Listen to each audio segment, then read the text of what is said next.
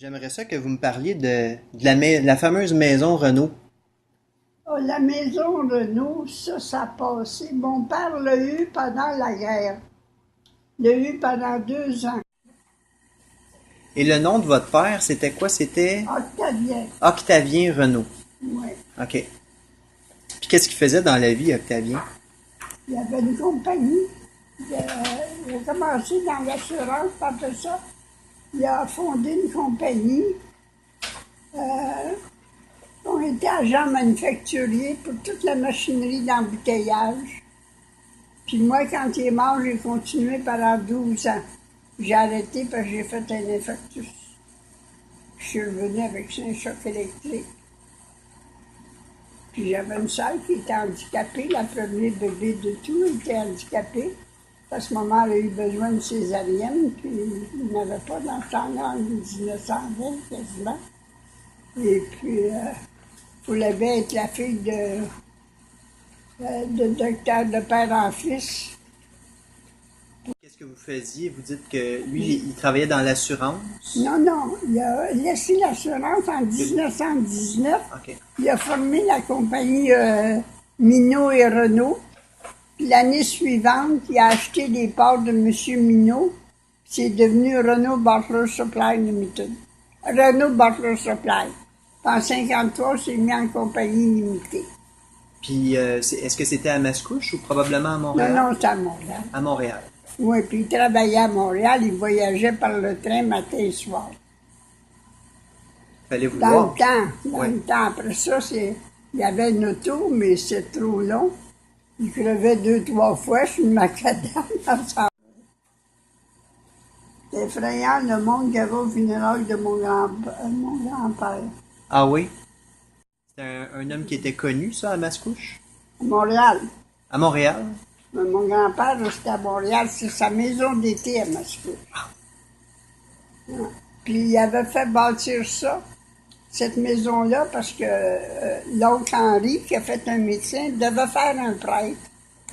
Alors, le deuxième étage, c'était tous les appartements avec un lavabo dans chaque appartement.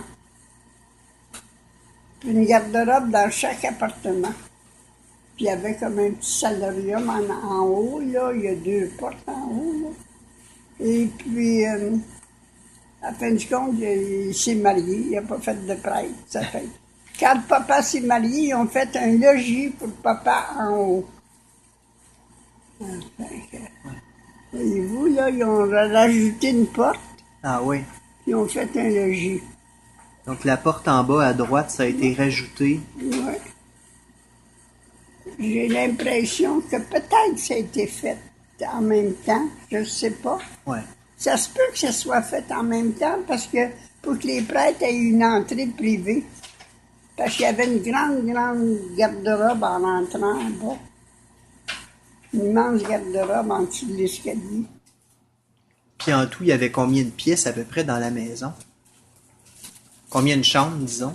En bas, il y avait, attendez une minute, il y avait la cuisine, il y avait 3 chambres, un petit arrière-salon, le salon, puis une salle avec une table de billard. Après ça, c'était une table de cartes. Ah. C'était pas tout le monde qui pouvait Puis il y avoir avait ça la dans sa place pour maison. mettre le revolver, puis le tiroir pour mettre l'argent. Aïe, aïe, aïe. Puis dans le milieu de la table, il y avait un feutre, à même la table. Fait que ça jouait Ouais, clandestinement. puis il y avait une bibliothèque en même temps là-dedans. Ah ah. Ouais, parce que l'oncle Henri lisait beaucoup. Puis papa, l'oncle Henri, puis Oswald Desormiers, quand il arrivait pour les vacances, ils les appelaient les diables de la ville. Pourquoi ils les appelaient comme ça? Parce que dans ce temps-là, tout le monde avait leur balcon, leur galerie le samedi. Puis là, après qu'il avait toute la ville, là, il attendait, il disait pas un mot. Là, il partait avec des chaînes dans les rues de terre. Puis il traînait les chaînes, les toits, pour faire bien de la poussière, qui allait sur tous les balcons. Une fois, ils se font raser la tête, tous et trois. On se voit des amis, papa, puis l'oncle Henri. C'était pas possible. Il jouait à la tête, puis il traversait la rivière pour se cacher, pour ne pas attraper, se faire toucher. Il rentrait dans les cheminées pour se cacher, des jeux pour tomber. Puis grand-maman était dans des petits habits blancs. Pas besoin de vous dire qu'elle a travaillé, pauvre grand-maman. C'était des joueurs de tour. Oui, énormément. Énormément. Une fois, ils se sont fait raser la tête. Et puis, ils sont allés en premier banc en avant. Puis, ils avaient pris des poignées de sous. Puis, quand il est arrivé à la tête, il faisait ça. Ça tombait tout. Toutes des tours comme ça, tout le temps, tout le temps, tout le temps. Puis le docteur Mathieu, quand il restait en face de chez nous, dans la maison Corbeil, la nuit, quand il était appelé pour un malade, il venait coller un diachylon sur notre bouton pour la sonner sonnette. pour la sonnette. Fait que papa était obligé de descendre pour venir enlever. Ah! Vous l'avez connu, vous, le docteur Mathieu? Très bien connu. Parlez-moi-en donc un petit peu. Comment il était comme monsieur? Ah, c'est un homme d'une gentillesse extraordinaire. D'une joie de vivre, là. Tu sais, il y avait une joie de vivre. Mais il a fait comme l'Alzheimer à la fin. Puis un soir, papa, en revenant du bureau, on demeurait à Saint-Vincent-de-Paul dans le temps, il l'a trouvé sur le pont Pineuf. Fait que là, il l'a fait monter. Puis on a appelé tout de suite sa famille pour pas qu'elle soit inquiète. Puis j'ai donné à souper. J'ai dit, on va le garder à souper. Puis j'ai dit, papa va aller le reconduire après le souper. Il est allé le reconduire après le souper. Moi, là, j'ai vu ce que c'était, cette maladie-là, là, au dernier degré. Ça m'a touché. Vous savez pas jusqu'à quel point j'étais touchée. Parce que j'étais près de la famille Mathieu, Marguerite, tout ce groupe-là. Tiens, là, vous l'avez, mon grand-père, qui est mieux. Oui, j'ai beaucoup de choses. Vous avez collectionné pas mal d'articles de journaux qui parlaient de votre famille, de vos connaissances. Oui. Et puis, Puis ça, c'est votre grand-père, donc le docteur Louis-Zénon Renaud. moi, Ah ouais. Madame Octavien Renaud, décédée, maman. Ah, Elle a eu un libérat à Mascouche. ah oui. Quand papa est mort, le médecin m'avait dit de faire ça très vite parce que j'étais épuisée. Tout le monde attendait à l'église pour un libérat, puis il n'a pas eu. Oh, J'avais honte. Je regrettais assez. puis le nom de votre mère, c'était quoi? Eva Filion. Eva Filion. Ouais. Donc, Eva Filion, Madame Octavien Renaud, c'est la même personne. Ouais. Parce qu'à cette époque-là, la dame, la femme portait le nom du mari encore. Ouais. C'est ça. Ouais. Quand il y a eu le feu à Terrebonne, là, En 1922. oui, mon oncle, ça a tout brûlé autour de lui, excepté lui. Il a pris la statue du Sacré-Cœur puis il l'a mis dans sa porte. Tout a brûlé autour, en arrière et dans chaque côté. Puis lui, il n'a jamais brûlé. Papa a toujours mis une statue du Sacré-Cœur dans son bureau. Pour le protéger. Ouais. Puis à Terrebonne, il restait où, ce monsieur-là? Au coin de Sainte-Marie, puis juste le magasin général, c'était un magasin général. C'était-tu Sainte-Marie-Saint-Joseph?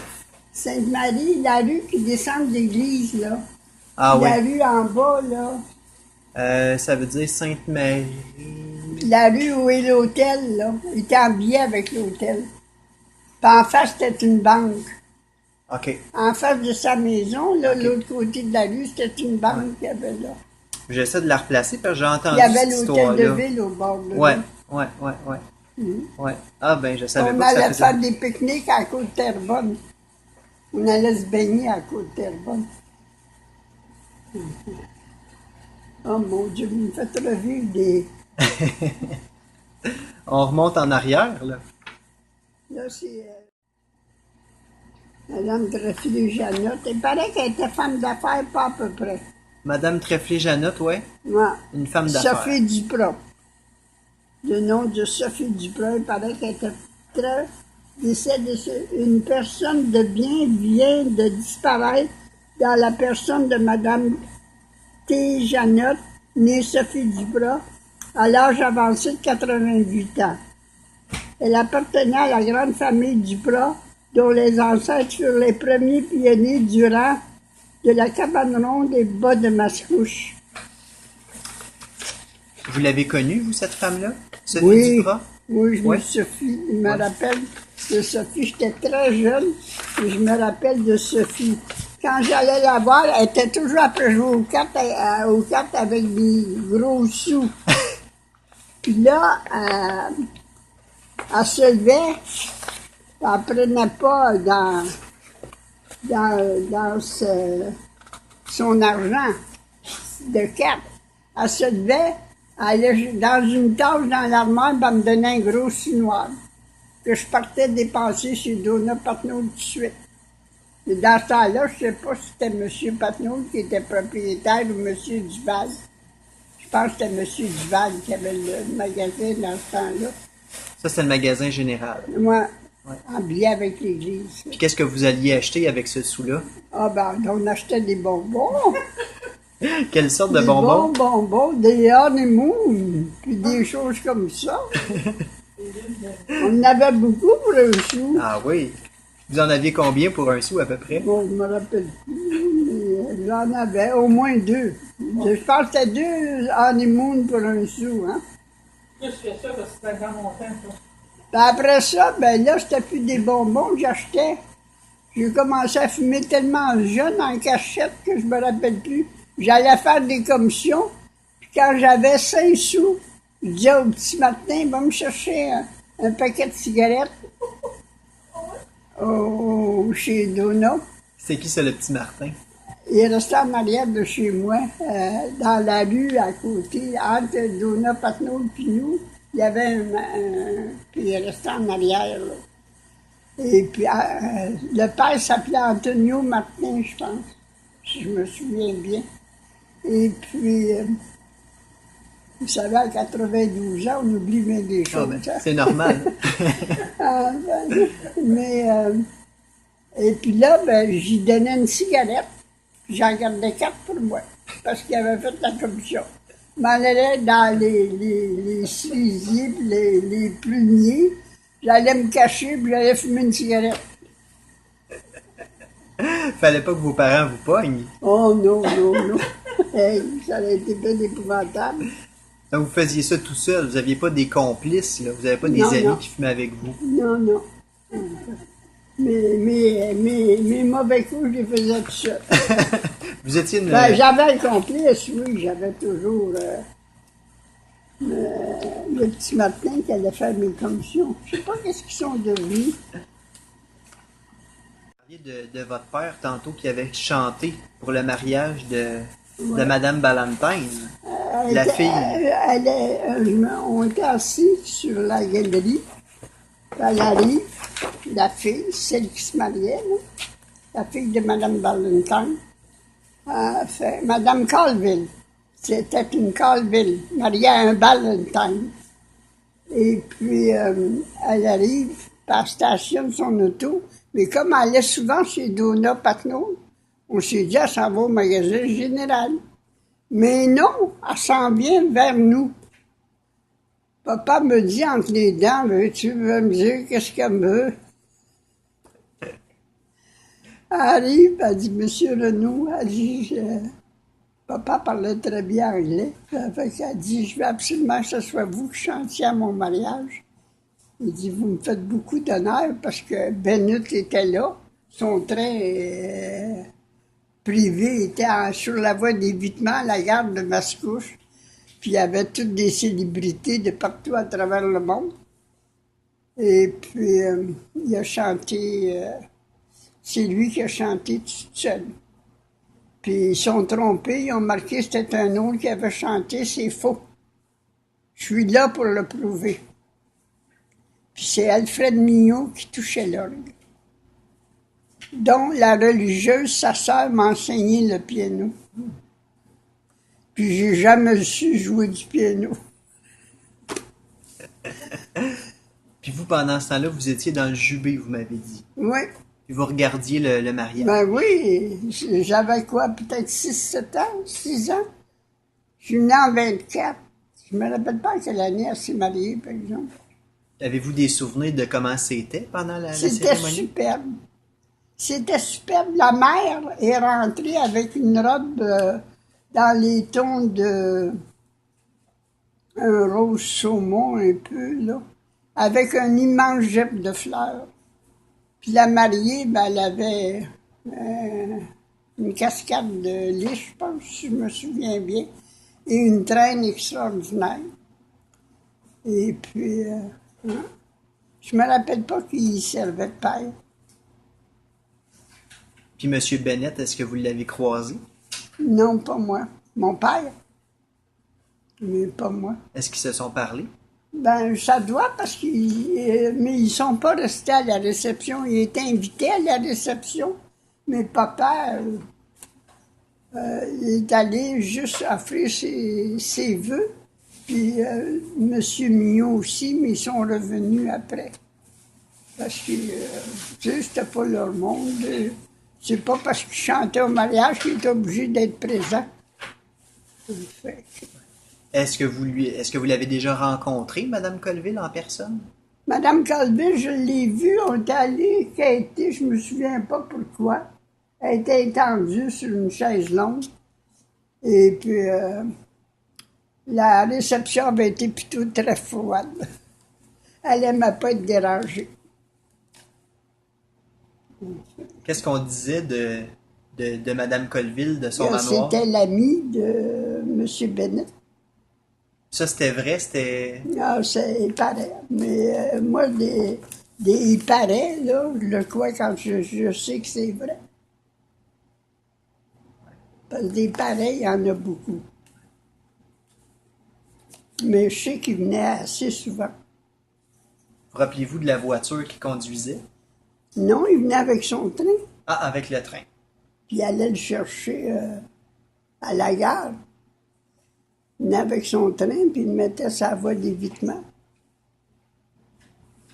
Puis le manoir, est-ce que vous êtes déjà allé sur le terrain ou joué autour? Ben, on le voyait de loin.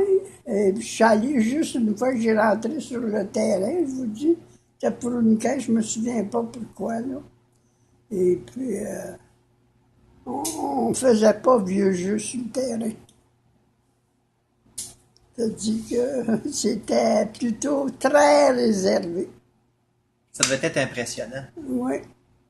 Ça fait. Puis les Corbeil l'avaient habité avant. Puis après ça, ils sont venus rester en face de chez nous. Vous les avez connus, les Corbeil? Ah, très bien.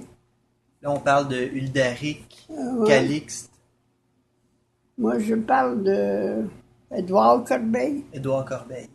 Il y en avait un autre aussi qui était sur la rue passée le pont, là, où était la boucherie de M. Aubin, là. J'étais ami avec les Aubin aussi, puis avec Stella Posé, dont le père avait une banque. C'était pas Victor Posé? Oui, exactement. Ouais.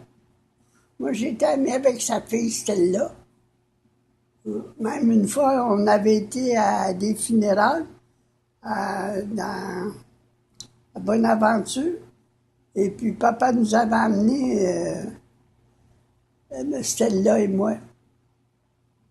On avait fait un beau tour de voiture. On était enchantés. Nous étions enchantés toutes les deux. C'était rare que vous preniez la voiture à cette époque-là. Ah, à cette époque-là, je conduisais juste le volant. Après ça, j'ai eu mon premier accident sur le macadam. Oh! Puis j'ai jamais voulu le conduire après. Puis le pont. puis Le la pont. maison Fizette. La maison Fizette. Ça, j'allais souvent m'asseoir sur le balançoire le soir. Ah oui? Ouais, parce que maman allait toujours voir Simone Bourque à l'hôtel. C'était des deux grandes amies. Et puis moi, je m'assoyais sur le balcon Le balcon. avec monsieur et madame Fizette. Puis j'allais à la pêche dans la rivière. En pâté, j'étais correct. Mais quand je prenais un poisson, je m'en allais sur le pont, puis j'attendais qu'il passe quelqu'un pour enlever le poisson, parce que j'avais peur du poisson. Mais j'en pâtais. Vous rappelez-vous qu'est-ce que vous attrapiez dans la rivière comme poisson? Des carpes soleil, des affaires comme ça. Là. C'était pas des gros poissons. Vous me parliez du boucher au bain tout à l'heure. Oui. C'est J'allais voir, j'allais à l'abattoir. Puis je venais toute mal, je venais toute saisie parce qu'il tuait des animaux, puis ma folle, je restais là pareil. Pas de bon sens. Il était comment, Monsieur Aubin? C'est un bon vivant. T'es toujours joyeux, t'es toujours... Merci. T'es toujours bien joyeux, monsieur. Juste un petit peu avant, on parlait des corbeilles. Oui. Je sais qu'ils ont habité... On parlait tantôt du docteur Mathieu qui habitait dans la grosse maison en avant de chez vous. Avant de s'en aller où il était, là. C'est ça. Puis Marguerite avait le bureau de poste dans le temps. Elle a eu le bureau de poste un bout de temps. Puis un bout de temps, il était à côté de... une ou deux maisons à côté de... à l'Arbre. La belle maison à l'Arbre aussi, là. Et puis... ça, c'est des années de la guerre. Parce que je correspondais avec un petit... un pilote. Oh! Et puis, c'était pas des farces que Marc. Et puis, quand il était venu une fin de semaine, Marguerite Mathieu m'accroche après à la messe, elle me prend par le bras, elle disait « Quelle place t'as pris ça, ce beau gars-là, toi? » Marguerite Mathieu, elle voyait tout, elle savait tout. Elle était gentille, quelque chose d'extraordinaire. Je suis allée la voir quand elle était mourante, là. Et puis, c'était toutes des... Oh mon Dieu, une fleur, là, qui est tellement belle, là. Le nom m'échappe, si tu vas être un peu. Des... Elle va me revenir. Si j'y pense pas, ça va me revenir. Puis Almanzor, alors, ça vous dit quelque chose? Oh mon Dieu! Il a couru après moi une fois, puis il s'est enfargé, il a tombé, puis il a roulé. Tellement il était gros, il roulait. Il dit, ma petite bonjour, toi. Il dit, quand tu vas te prendre, il dit, je vais m'asseoir sur toi. Je faisais des détours à plus finir pour le rencontrer. Non, mais pas. Qu'est-ce qu'il faisait dans la vie, lui, monsieur, alors? Il faisait du taxi. Il était chauffeur de taxi. Il allait chercher le monde à la gare. Il était toujours sur le banc. Il y avait un banc en long, là, chez Dona Patnaud. Il était toujours assis sur le banc. Puis il attendait le monde. Ouais. Puis des fois, il venait nous reconduire pour rien. C'est pas cher, hein? Non. Puis il livrait la malle aussi, ça se peut-tu? Oui, oui, oui, oui, ah oui, ah oui. La malle, là, tous les jours. Ah, Un bon vivant, lui aussi. ouais. Il y avait Madame Dugas, qui était la dernière maison près du cimetière. Ben oui. Elle a touché l'orgue. Son mari, c'était Elle pas était Joe toute- Dugas? Je me rappelle plus son nom. Joseph. Elle marchait à petits pas, là. Elle avait toujours un genre de petite bottine, là, toute petite. À ce qu'on m'a dit, elle se faisait appeler Lésée. Ah, je savais pas. C'est son petit nom, son petit surnom. Parce qu'elle s'appelait Élisabeth. Ouais. Élisabeth Dugas. Ouais, ouais. Puis qu'est-ce qu'elle faisait, elle, dans le village? Ben, elle touchait l'orgue. Moi, je la voyais quand dans ça là, ben, il y avait toujours des annonces qui se faisaient à la sortie de la messe, de la grand-messe. Il y avait des annonces qui se faisaient après.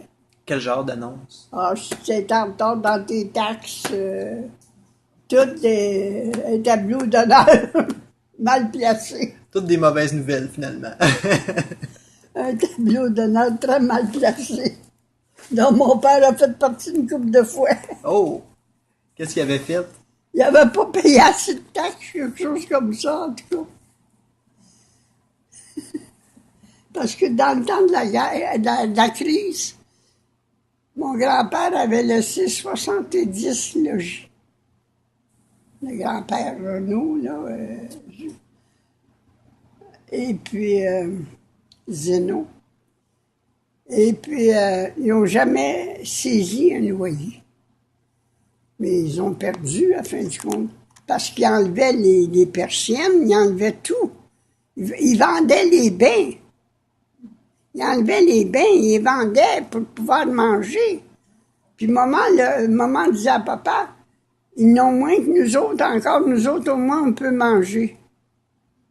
Puis c'est vrai qu'on mangeait du steak dans la ronde au lieu de dans le filet mignon, mais c'était bon quand même, parce qu'elle savait bien faire à manger. Fait qu'on a toujours bien mangé, même pendant la crise. Fait que... Maman, les Filions, ils étaient une catégorie de cuisinières hors pair. Puis la boîte de baryton que papa avait, là, il la tient de son grand-père, le docteur Joseph Renaud, qui a eu Saint-Charles-de-la-Providence, excusez. Il y avait Saint-Charles-de-la-Providence. Il y avait un père au Blas. Puis il y avait ils ont eu je ne sais pas combien d'enfants, là, mais il y en a un paquet. Fait que, quand je commence ma prière le soir, puis je passe toute la famille, je finis plus. C'est ça, les grosses familles. Mais c'est bon d'avoir des beaux souvenirs. Ah ben oui. C'est ça qui nous tient au dernier moment. C'est les beaux souvenirs qu'on a de tous. C'est quoi votre plus beau souvenir de Mascouche? Plus beau souvenir de Mascouche, c'est quand j'ai fait ma première communion. À la communion solennelle. J'avais 5 ans et demi.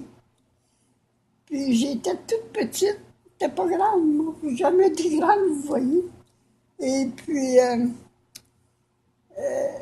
ils m'ont mis dans le milieu, puis ils ont mis les grandes de chaque côté à la communion solennelle. Il paraît que j'en savais assez pour faire ma première communion. C'était un des beaux souvenirs de Mascouche. Ouais. Avez-vous connu ça? Puis l'épicerie Robert, ça vous dit-tu quelque chose? Le magasin Robert sur Sainte-Marie? C'est un genre de magasin général aussi. Il y avait Désormier dans le temps, moi. Quand j'étais petite, c'était Désormier. Puis il y a eu une banque nationale aussi, sur la rue Sainte-Marie. Quand vous faites, si vous êtes devant l'église, là, puis vous regardez au bout,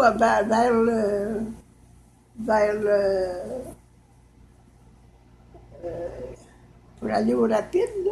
Un petit peu vers la gauche. À droite. À droite. Ouais. OK. C'était pas un Basile alors qui avait ça? Non. Non?